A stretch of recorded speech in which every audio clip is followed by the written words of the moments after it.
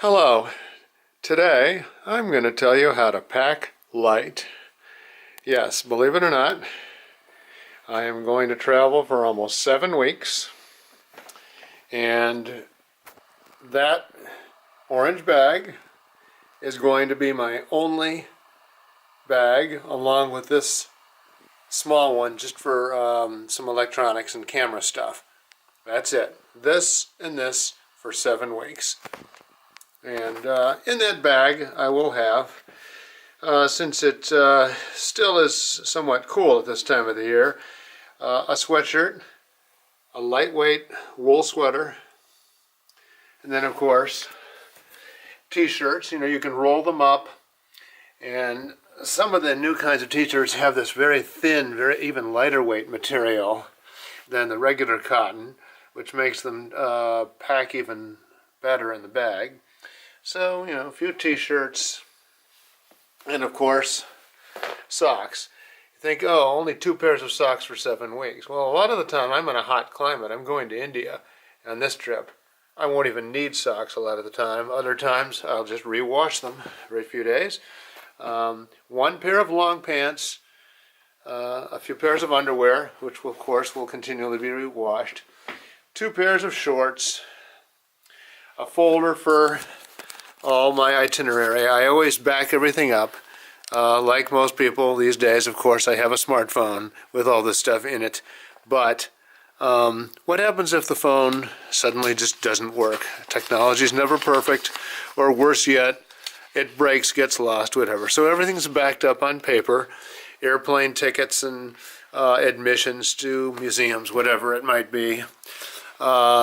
This is simply a plastic bag, zippered bag, to contain all liquids, so that when you go through airport security, your liquids are all in one place. You open up this bag, you have maybe 4 or 5 jars of whatever, shampoo and toothpaste, etc., and it's all there, making it easy. This little rope is very handy for a clothesline in various places around the world where you want to hand wash your clothes and dry them. An extremely compact umbrella, which of course could be handy at times, and of course the usual types of things: toothbrush, sun lotion, antiseptic solution. In various parts of the third world where I go, there's a lot of sanitation issues, so that's important to bring. A rain poncho. You never know when that comes in handy. I've traveled all over the world numerous times, and I notice this still has not been opened, but one day I'm sure it'll be handy to have, and it doesn't weigh much.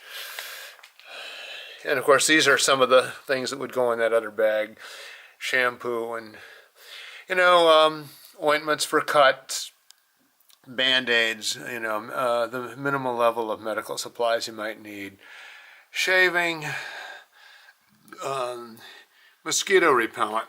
Parts of the world, of course, you want to prevent maybe malaria, that sort. This one's a roll-on, which is very handy, and not as oily and greasy as a lot of the other stuff.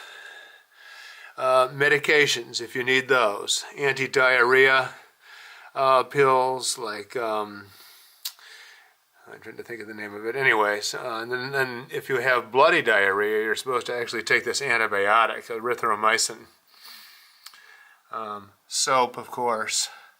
A simple, very compact dish towel.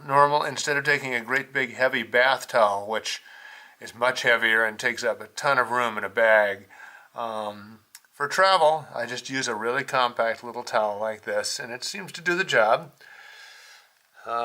Specimen jars. I happen to be interested in nature and little creatures and samples of plants and soil and microbes and natural science stuff, so I bring some of that. Of course, a passport, a paper copy of one's passport, in case you lose your real one. At least you could go to a nearby embassy along with probably a driver's license and show this to get a new one. Blinders for the airport, or airplane I should say, to put over your eyes to help you sleep during a flight. earplugs. You might be in a shared room with somebody snoring, or next to someone on an airplane or a bus. Could be handy. Printed photographs. That may sound a little out of date in today's world of smartphones. However, I've been in numerous group settings where passing around printed photographs seems to actually serve a better sense of social sharing of pictures than a phone where only so many people can look at it at once. Also, I go into school classrooms in different places in the world and pass these pictures around, which the kids enjoy a lot. Business cards, handy to pass them around. A little paper notebook so that I can summarize each day. I keep a journal. I've kept a diary or journal of my entire life, but when I travel, I do keep a very rough paper copy, and I type in the more details into my smartphone and save them as a document or email them to myself back and forth. I never seem to have enough pens. They always seem to disappear, so I bring about 4 or 5 of them on trips. Plastic silverware could always be handy. Snacks. Here's some dried banana stuff. Peanut butter, emergency little snacks to boost some protein here and there, peanuts, and of course the smartphone. And you never can travel without that, especially if you go outside the country. Passport. And of course, having some passport photographs is handy too. In certain countries where I've been, in addition to seeing the passport, they sometimes actually want photographs, and it's a big hassle to get them taken in some third world country.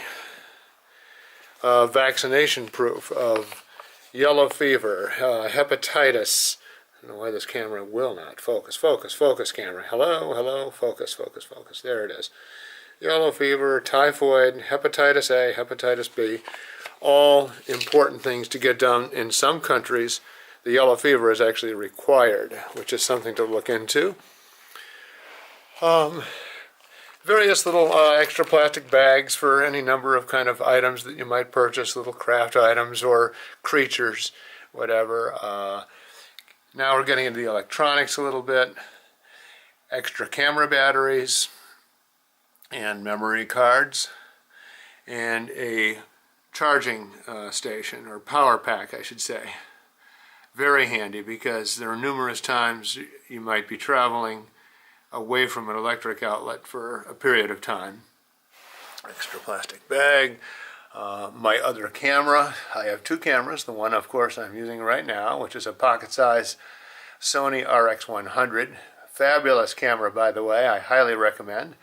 And this is a overall good camera in its price range of about $430 with a 50x zoom, which can be extremely handy to get birds, butterflies, things of that sort at a distance.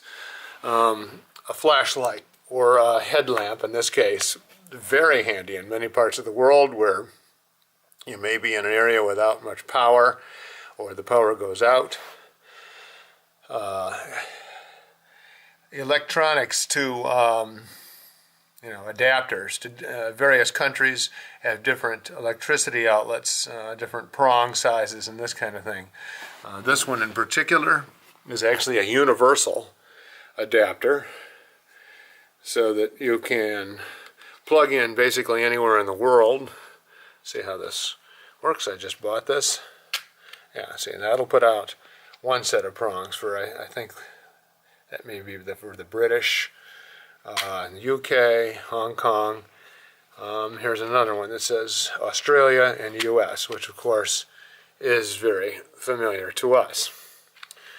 So that's important to have too. I probably have missed something here, but this pretty well tells you how you can pack very light, keep everything in basically one knapsack and maybe a small camera bag, and this will allow you to get on airplane flights without all the bag fuss and huge outrageous fees that they're charging now for an extra bag, especially if it's not a carry-on. I hope this has helped a lot of people travel more lightly.